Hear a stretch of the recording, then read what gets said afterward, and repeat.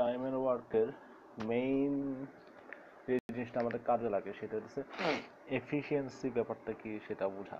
Efficiency কি? Efficiency হচ্ছে কর্মদক্ষতা বা কাজ করার হার। সেটা কিভাবে বের করতে পারবো আমরা? কাজ করার হার কি জিনিস, যে সে একক সময়ে কতটুকু কাজ করতে পারতেছে, মানে total work divided by time. ঠিক আছে, সে 12 দিনে 24 ইউনিট কাজ কমপ্লিট করে, তাহলে একদিনে কয় ইউনিট কাজ কমপ্লিট করে? 2 ইউনিট। সো অর একজনের শ্রমিকের কর্মদক্ষতা আমরা বলতে পারবো 2 ইউনিট পার ডে। প্রতিদিন সে 2 ইউনিট করে কাজ করে, এটাই হবে তার এফিসিয়েন্সি। তো এটা কিভাবে বের করলাম? 24 ইউনিট হচ্ছে টোটাল ওয়ার্ক, আর 12 দিনে টোটাল ওয়ার্ক করতে তার টোটাল টাইম লাগে হচ্ছে 12। টোটাল ওয়ার্ককে টোটাল টাইম দ্বারা ভাগ করছি, তখনই আমরা এফিসিয়েন্সি পেয়ে গেছি। আবার এই জিনিসটাকে উল্টায় কি করা যায়? আমি যদি টাইম বের করতে চাই, টোটাল ওয়ার্ককে এফিসিয়েন্সি দ্বারা ভাগ করলে আমরা পেয়ে যাবো ওই টোটাল ওয়ার্কটা করতে ওর কতটুকু সময় লাগবে। আবার এফিসিয়েন্সির সাথে সময় গুণ দিয়ে দিলে আমরা আবার টোটাল ওয়ার্ক পেয়ে যাবো। যে সে প্রতিদিন 2 ইউনিট কাজ করতে পারে, সে 12 দিন কাজ করছে, তাহলে সে কতটুকু কাজ করবে? 24 ইউনিট কাজ। তো এখন আমরা ছোটবেলার পাটিগণিতে কিভাবে এই টাইম এন্ড ওয়ার্কের ম্যানগুলো করতাম, যে এ একটা কাজ করতে পারে 12 দিনে, বি ওই একই কাজ করতে পারে 24 দিনে। আমরা তখন কি করতাম? বলতাম এ 12 দিনে সম্পূর্ণ কাজ করে বা এক অংশ কাজ করে, সো একদিনে কাজ করবে 12 ভাগের 1 অংশ। বি 24 দিনে সম্পূর্ণ কাজ করে, সো একদিনে কাজ করবে 24 ভাগের 1 অংশ। এরপর এটার লসাগু নিতাম, 2 যোগ 1 3, সো 1/8। তাহলে একদিনে করবে এ আর বি একসাথে, একদিনে করবে 8 ভাগের 1 অংশ। সো 8 ভাগের 1 অংশ কাজ করে একদিনে, তাহলে সম্পূর্ণ অংশ কাজ করবে 8 দিনে। সো তাহলে আমরা বলতাম যে এ আর বি একসাথে 8 দিনে কাজটা করতে পারবে। তো এখন আমাদেরকে আরেকটু স্মার্ট অ্যাপ্রোচে আগাতে হবে। তো আমরা মেইনলি দুইটা নিয়ম ফলো করব। একটা হচ্ছে এলসিএম মেথড, এটা ইফেক্টিভ এবং জটিল অঙ্কগুলোর ক্ষেত্রে যেগুলোর মধ্যে একটু বেশি পেজ দেওয়া, সেসব ম্যাথে কিন্তু এলসিএম দিয়ে করাটাই হতেছে সেফ এবং দ্রুত অ্যান্সার বের হয়। এলসিএম মেথডটাই কি করতে হয়? এলসিএম মেথডে আমরা আচ্ছা আগে আমরা বলে আসি যে একটু আগে ওইভাবে কেন লিখছিলাম, যে 1/12 1/24 ওইটা কিভাবে লিখছিলাম? ওইটা আমরা বলছিলাম যে 12 দিনে করে সম্পূর্ণ কাজ, এই সম্পূর্ণ কাজটা আমরা ধরে নিতেছিলাম 1 ইউনিট। যে 12 দিনে করে 1 ইউনিট কাজ, তো একদিনে করবে এই 12 ভাগের 1 ইউনিট, মানে 1 ইউনিটের 12 ভাগের 1 অংশ কাজ করবে। তো এই যে 1 ইউনিট কাজটা কি আমাকে কি বলে দিছিল 1 ইউনিট কাজ? বলে দেন, আমরা ধরে নেই সম্পূর্ণ কাজ মানে 1 ইউনিট। তো এই ধরে নেওয়াটা 1 ইউনিটই কেন ধরতে হবে?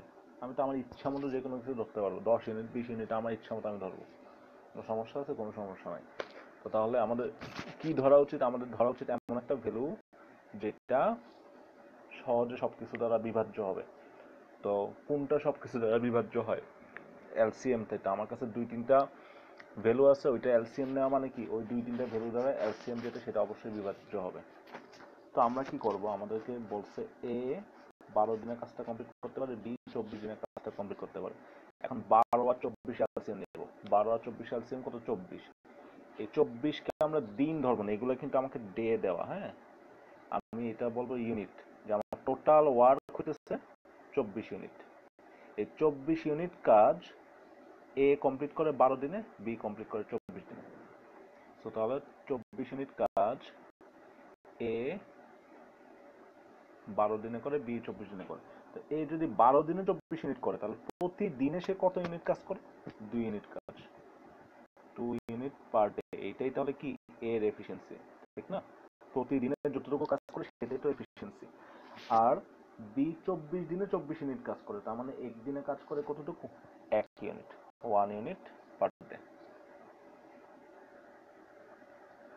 ওকে, তো আমরা তাহলে এফিসিয়েন্সি পেয়ে গেলাম। এ একদিনে 2 ইউনিট কাজ করে, বি একদিনে 1 ইউনিট কাজ করে। তাহলে এ আর বি জন একসাথে কাজ করবে, একই দিনে ওরা কতটুকু কাজ করতে পারবে? একই দিনে ওরা করবে টোটাল 3 ইউনিট কাজ। মানে এ আর বি একসাথে কাজ করলে একদিনে টোটাল 3 ইউনিট কাজ কমপ্লিট হবে। টোটাল কাজ কয় ইউনিট? 24 ইউনিট।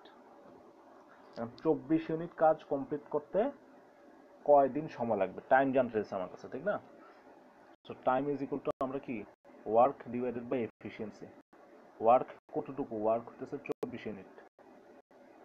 আর এফিসিয়েন্সি কতটুকু? আমরা তো এ প্লাস বি একসাথে কাজ করতেছে, ওই টাইম জানতে চাচ্ছি। সো এ প্লাস বি এর একসাথে এফিসিয়েন্সি আমাকে দিতে হবে। এ প্লাস বি এর একসাথে এফিসিয়েন্সি আমি কত পেয়েছিলাম? 3। সো তাহলে 8। ডিরেক্ট অঙ্কটা হয়ে গেল। আমি বোঝানোর জন্য এত সময় লাগছে, আসলে কিন্তু অঙ্কটা এত সময় লাগবে না, ঠিক আছে, কয়েক সেকেন্ডে হয়ে যাবে। তো এইটা তো খুবই সিম্পল ভাষণ ছিল। তো এরকম সিম্পল ভাষণগুলো কিন্তু আমরা এই এলসিএম এও করবো না। আমরা আবার ফার্স্ট একটা মেথডে যাবো, এটা হচ্ছে রেশিও মেথড। রেশিও মেথডে আমরা কি করব? এ বি দেওয়া আছে, এ 12 দিনে কাজটা কমপ্লিট করে, বি 24 দিনে কাজটা কমপ্লিট করে।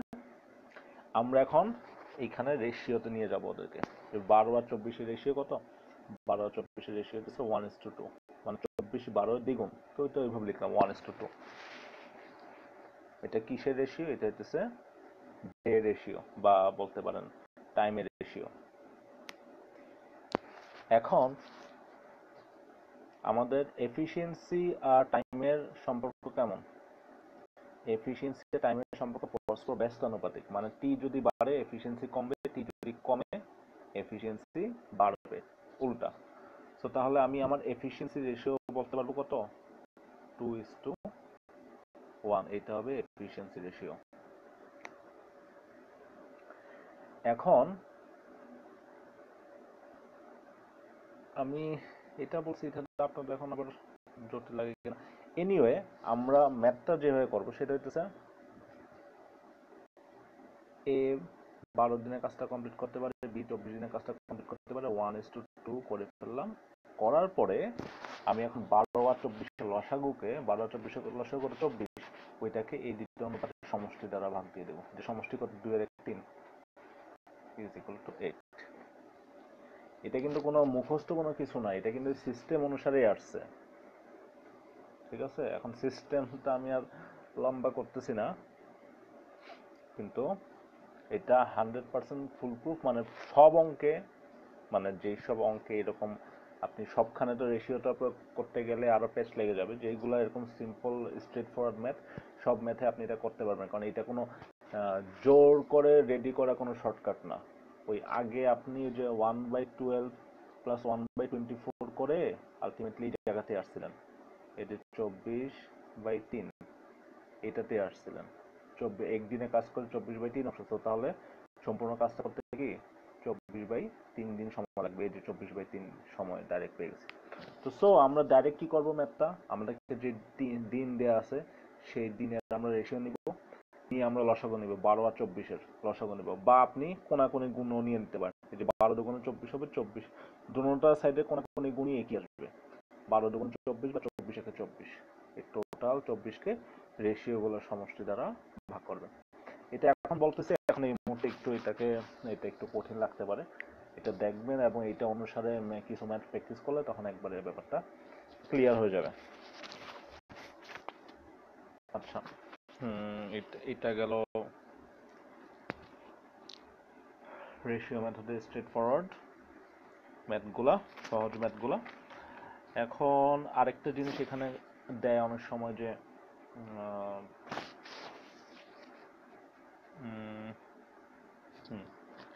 ইয়ে করতেছে,